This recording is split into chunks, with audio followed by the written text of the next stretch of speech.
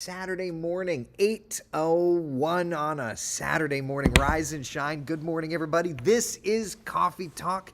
We get together 7 days a week, chat about what's going on in the world. 7 days a week. Did I mention 7 days a week? We really try to not miss a day. I mean, life comes up and there's that. But we try to do our thing.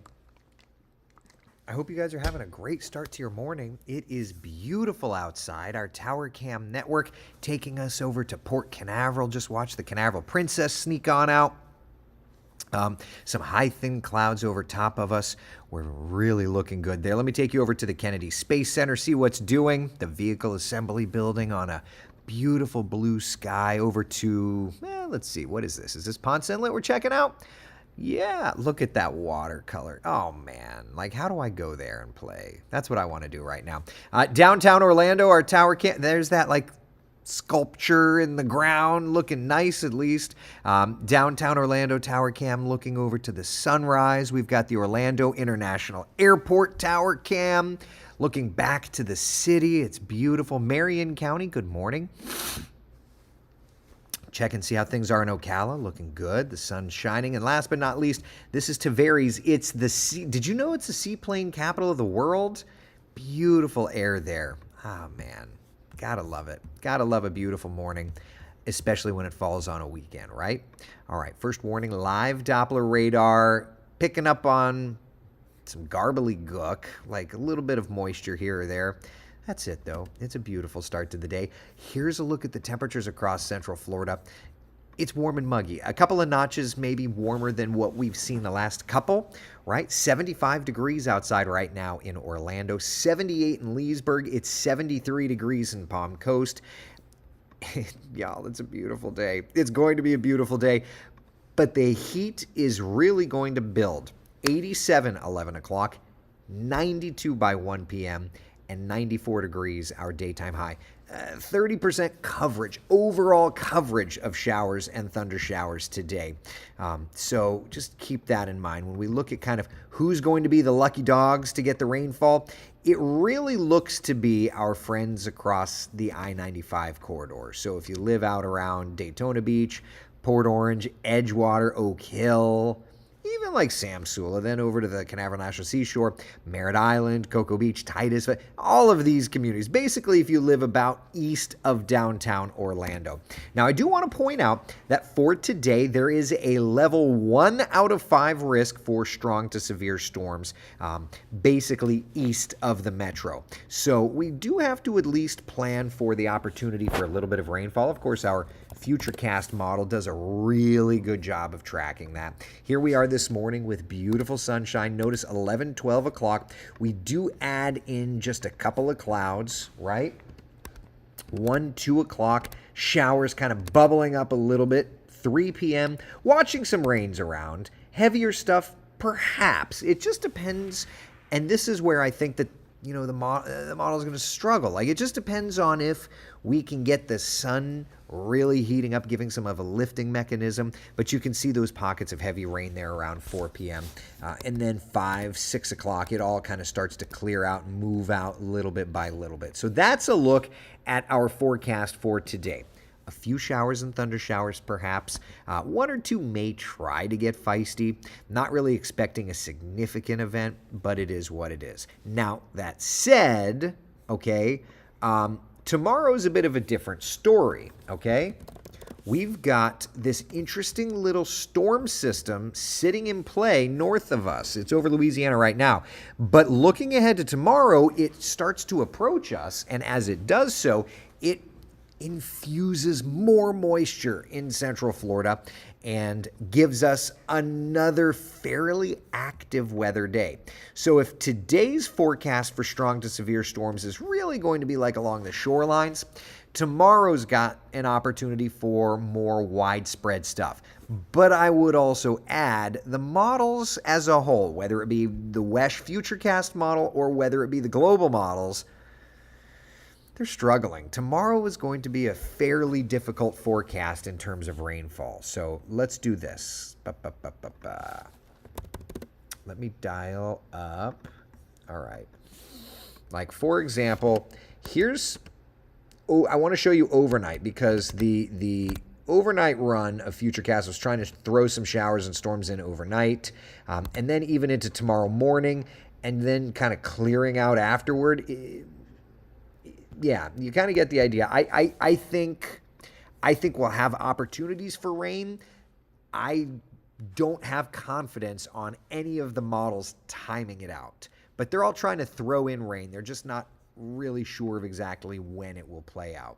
So let's just roll with it and just say there's going to be a decent opportunity for strong to severe storms come tomorrow. So when we look to the forecast, today gets the check mark. Today, I think, is going to be the brighter of the days, because we've got that thunderstorm complex working in tomorrow. So the rain coverage is certainly going up. Yeah, and it's a pretty good one. It's a pretty good opportunity. So just plan accordingly and you're good to go. All right? How we doing, everybody? Are we good? Let's talk a little bit of heat index, okay? Can we do that? Let's start with Palm Bay, because you are under that heat advisory. Feels like temperatures for Palm Bay, 105, 106. Extreme caution category, right? That said, let's look at our heat index numbers for Melbourne. Okay, 102. Let's look at our heat index numbers for Orlando, 102. So essentially, all of us are in that extreme caution zone. But for Palm Bay and points to the south, because your feels like temperatures get over about a 105 reading, you thus trigger a heat advisory. And that heat advisory isn't just for you, but it's for all of South Florida as well. So all of us are going to get into some dangerous heat, but it's not quite to the heat advisory criteria until you get into southern Brevard County. All right, here's a look at the forecast in the left column, the records in the right column. Some of us are going to be getting awful close to records. Either way, it's going to be hot outside. I think we can agree on that. So just keep hydrated, okay? Just keep doing the thing.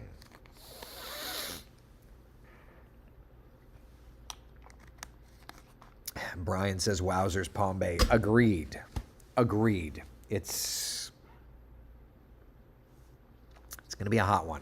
So here's a look at actual air temperatures around Central Florida for this afternoon, okay? 93, 94 degrees is kind of the name of the game, depending on exact neighborhood you live in, right? 94 degrees in Orlando, 92 degrees in the Villages, 91 in Ocala, 92 degrees in Titusville. It's going to be a warm one. Yeah. Judy, good morning to you. Good morning.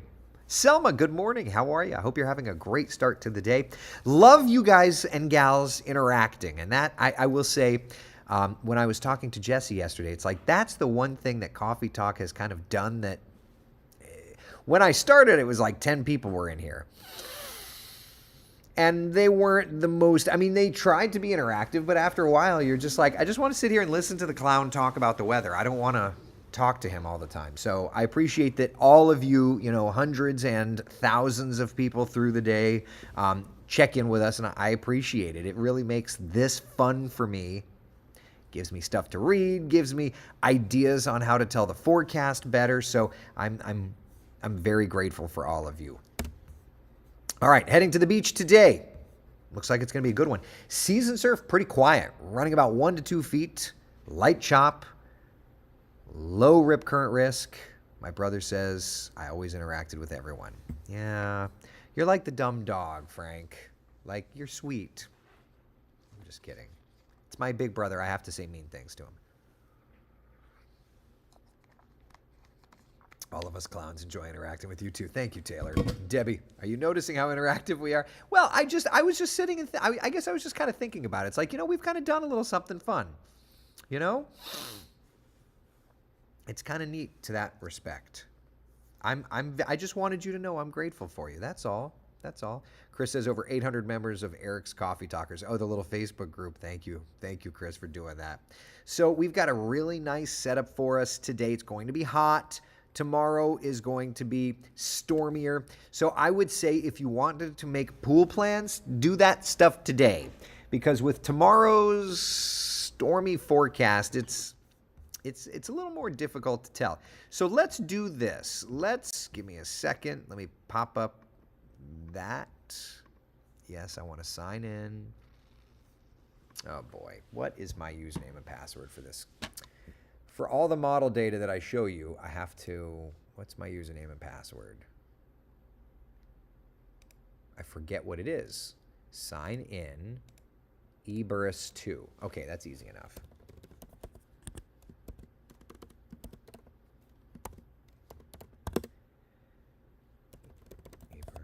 What's the password? Got it. Okay. All right. So let's do that view. Let's do pressure. Normalized anomaly. Okay. All right. All right. Now we can look at this together. Okay. All right. So here's a look at the raw computer model data. You can certainly tell like a little piece of energy coming through tomorrow, which is why we've got the higher rain coverage. You see the blue there on the map. Monday may kind of be hanging out in the stormy category as well. Definitely drier. There's Thursday and Friday. Definitely drier. What are you doing over there, little storm system east of Florida?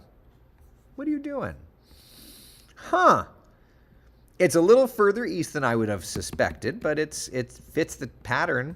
It fits the time frame, and if you're unfamiliar with what I'm talking about, we issue a hurricane season forecast every year. We've done it for a good while now.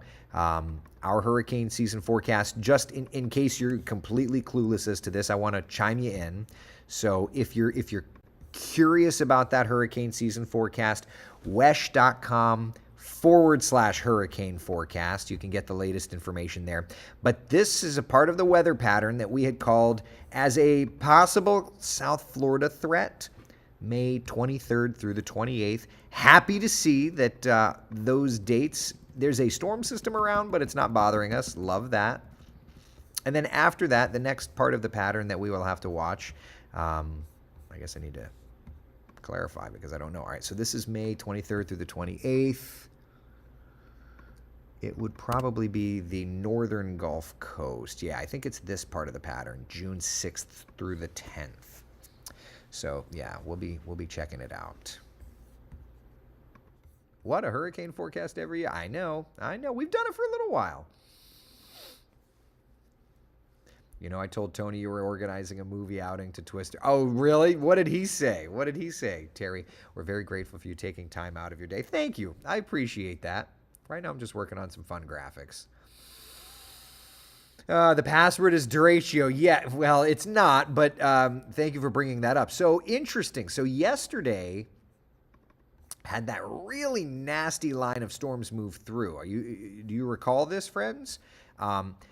These are wind reports. I think the biggest wind gust that we registered in Central Florida was around 40 or so miles an hour. But the National Weather Service worked with the Storm Prediction Center, and because of the overall duration of this event, distance, it started omitting. I need to fix that. Hold on. It's because of timing.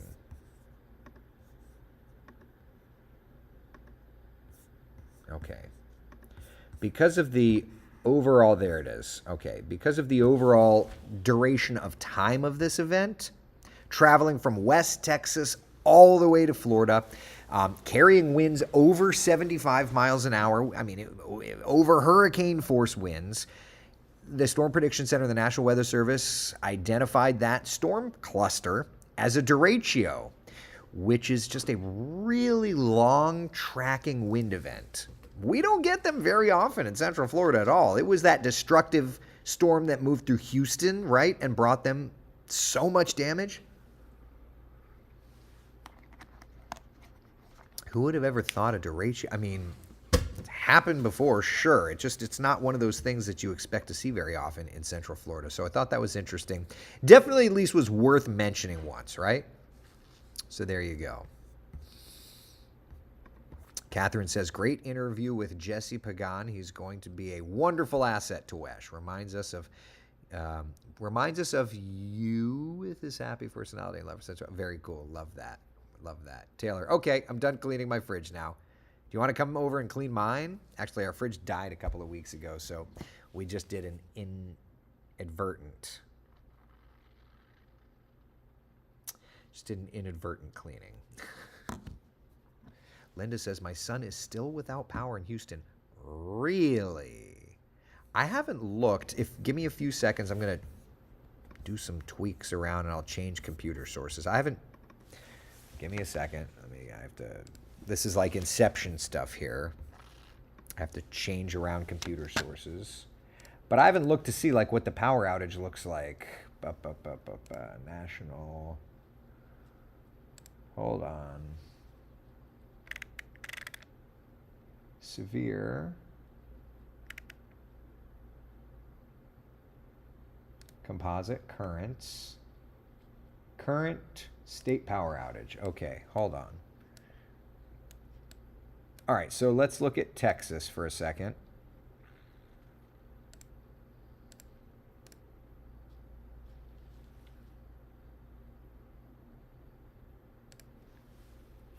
Wow, all right. I'm getting it turned around. Just have to switch. I believe it's this source, Weather 3. Is it?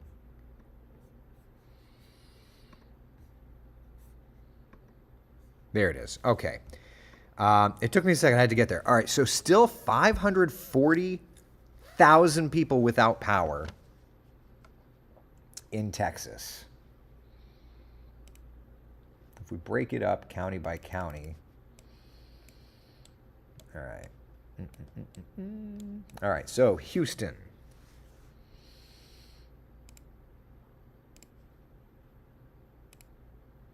Yeah, still 500,000 people without power right in Houston. Isn't that something? Wow. That's wild. That's wild. Still from that Derecho event. That is wild. All right, let me put this back. This is just our live radar feed. Do that. All right, sorry.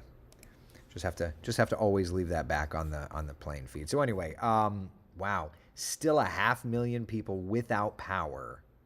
Wow. In Houston, this is a couple of days old, and this isn't small town Saturday night. This is big city living. Chris says, life hack, always have 2 refrigerators. Oh, we have. Who's that good-looking dude? We have 2 refrigerators, but the one in the garage is tiny. You know, we have like a much smaller one. Yeah. Let's see here. Not now, but maybe later you could talk about the launch last night. A stage separation. Why did it look so cloudy or big contrary? It was, yeah. So it was just because it went up right at about sunset. So the curvature of the earth, we were dark, it was still light above, and so yeah, it was a wicked sky. A lot of people saw some really cool stuff. Brad, any indication that the South Florida system might form east in future repeats? That would help Florida. If so, you know, Jeremy and I haven't chatted about it, but something we'll definitely have to look at. James, they're talking about damage in the billions with a B. I know, it's wild. And says it jellyfished. Right, yeah, when rockets launch at that time of night, it's called jellyfishing. And so, yeah, it was cool. I think I'm not moving anywhere between the U.S.-Mexican border and anywhere else in the Gulf Coast. Too much water pouring into the area and active weather. I mean, Texas has some active weather. Sometimes it is what it is. Mary says Texas areas, according to reports, could be without power for weeks. I have friends in Texas who are running generators. Family history in Texas. It's sad. Anytime anyone goes through a hardship, right? And there were people that lost their lives in those storms. And so we always have to remember, like, we are a group of weather nerds that, I mean, like, at the end of the day, look, I love spending my mornings with you. But at the end of the day, we're all here talking weather. Like, we're nerds. We're going to be aware of storms, but the thing that always worries me is the people that will not be aware of storms, that somehow have to get told or be told. So that's why I would always say, you know, if there's a threat for strong to severe storms, it's like, let your family and friends know, because maybe your family and friends are not as meteorologically nerdy, we'll say. I don't know. That's It's one way to look at it. So anyway, for us today, the heat is going to be the big story of the day. Temperatures climbing into the mid-90s with feels like temperatures crossing 100. Tomorrow, that rain coverage significantly climbs. 70% coverage of showers and thunder showers. And then Monday, Tuesday, Wednesday, Thursday, Friday, kind of leveling back off right about where we should be in terms of rain chances and in terms of temperatures. I would say for now the models are dry for Thursday and Friday, but I wouldn't be surprised if we get those sea breeze storms developing. We haven't quite yet gotten to the rainy season because we're still watching cold fronts move through. Believe it or not, the rain chances tomorrow are going to be a part of a cold front. So there we are. Good times. All right. What's causing all these tornadoes and storms? Just spring. I mean, it feels like summer in Florida, but it's technically the spring pattern. Yeah. So will the storms that are in the panhandle move down tomorrow? Some of them will, yes. Yeah. Yeah. Let's see. Can you show Futurecast one more time, Mario? I got you. Today's a pretty easy day. It looks like it's like a 3 p.m. will bubble up some rains. Basically, Orlando off to the east.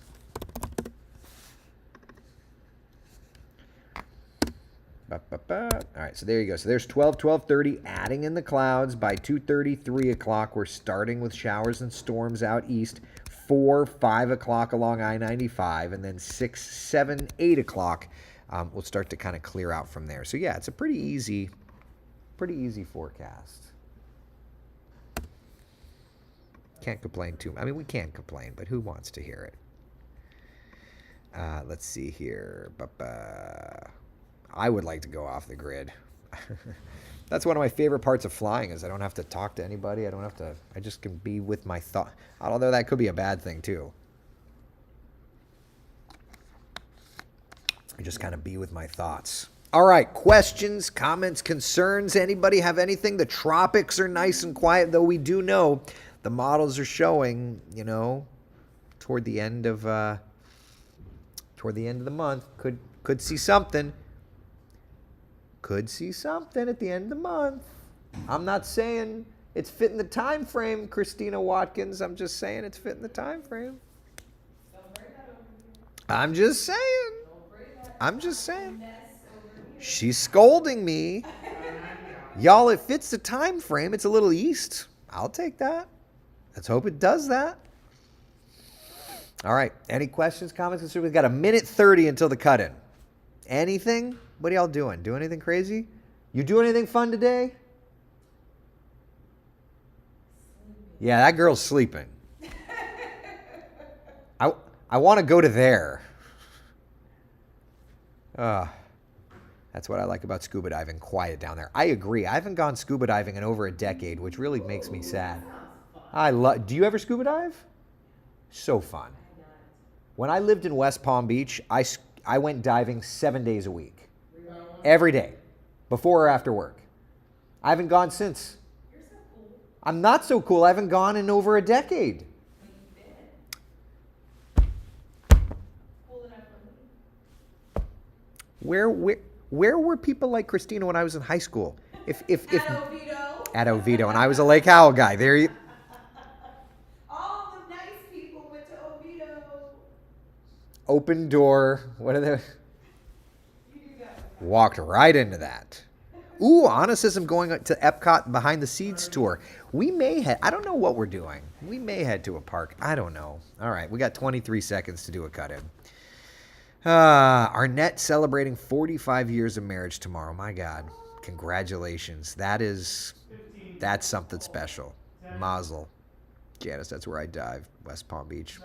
Oh, I want to go diving again. Let's do it. All right. Anyway, they're going to go on TV.